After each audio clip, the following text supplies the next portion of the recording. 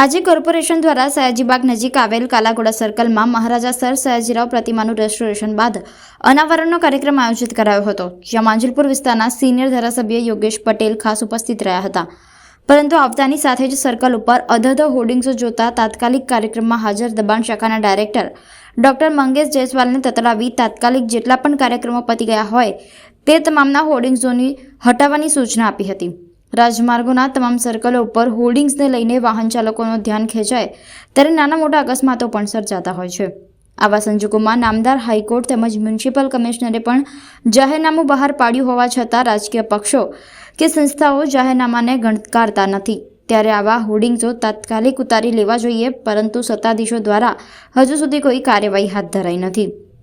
આશ્ચર્યની વાત તો એ છે કે અત્યાર સુધી મેયર સહિત અનેક નેતાઓ રાજમાર્ગો પરથી પસાર થાય છે, પરંતુ શું કોઈનું પણ ધ્યાન હોર્ડિંગ્સો પર જતું નહીં હોય તેવા વેધક સવાલો ઊભા થયા હતા. શહેરમાં અનેક જગ્યાએ અસંખ્ય બોર્ડો લાગેલા છે, જેના કાર્યક્રમો પતી ગયા હોય ને એ બી બધા મોજૂદો છે બોર્ડો.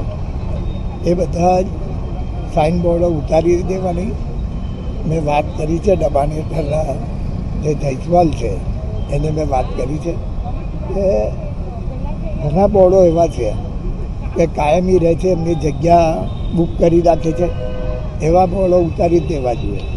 આખા વડોદરા શહેરમાં આ રીતની પરિસ્થિતિ દરેક સર્કલો ઉપર શું કહેશો, તમે ઉતારવા જોઈએ? બસ એ વાત કરી છે ને એવા બોર્ડો ઉતારી દેવાની બી સૂચના આપી છે.